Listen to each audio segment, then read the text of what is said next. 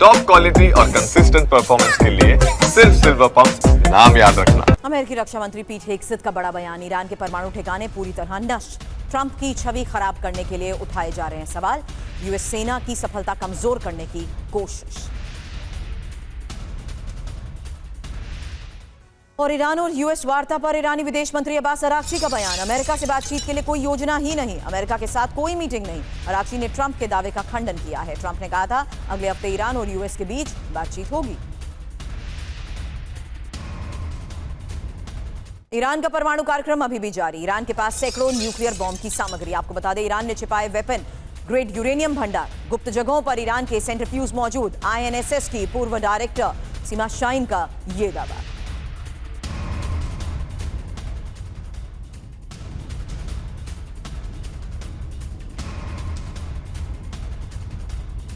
तो ईरान के पास विध्वंसक परमाणु हथियार, वजह क्या है? एक एक इंफॉर्मेशन उस आधार पर आपके सामने, जहां बड़ा दावा यह कि ईरान बना रहा है खतरनाक परमाणु हथियार और ईरान के पास परमाणु बॉम्ब बनाने के लिए मटेरियल, परमाणु बॉम्ब बनाने के लिए जरूरी मटेरियल का भंडार। कई सीक्रेट जगह जहां वेपन ग्रेड यूरेनियम को छिपाया गया। सीक्रेट जगहों पर ईरान के सैकड़ों सेंट्रीफ्यूज छिपाए गए हैं। दावा किसका है? परमाणु कार्यक्रम विशेषज्ञ सीमा शाहीन का दावा। Institute for national security study की पूर्व चीफ ये रही हैं। क्या कहा? ईरान अभी भी परमाणु हथियार बनाने में सक्षम है।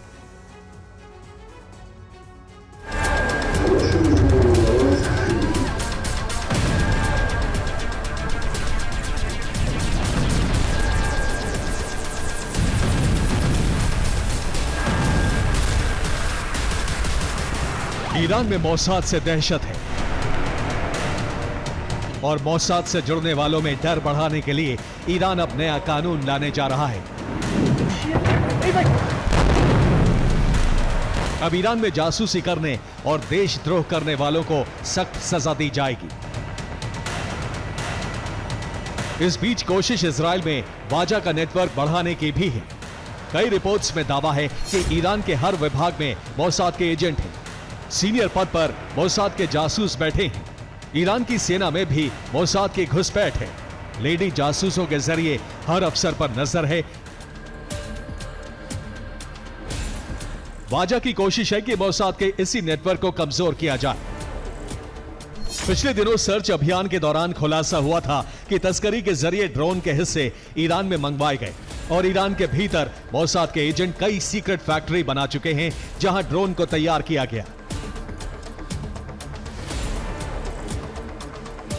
इसीलिए ईरानी खुफिया एजेंसी की नजर अब ऐसे तस्करी रूट पर भी है।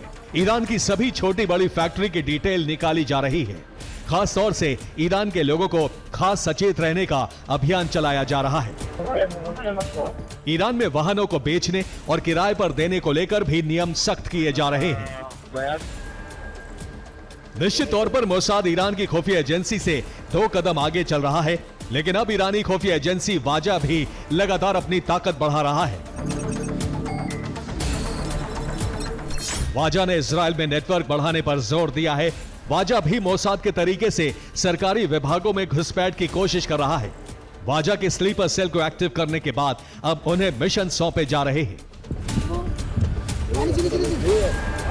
ईरान के लिए सबसे बड़ी चुनौती अपनी सेना और सीक्रेट ठिकानों की सुरक्षा है। ईरान अब तक सिर्फ अपने दुश्मनों से निपटने की रणनीति तैयार कर रहा था, लेकिन अब ईरान को एहसास हो चुका है कि अब देश में मौजूद जासूसों के नेटवर्क से भी उसे मुकाबला करना होगा। Bureau report, TV9, Bharatvarsh.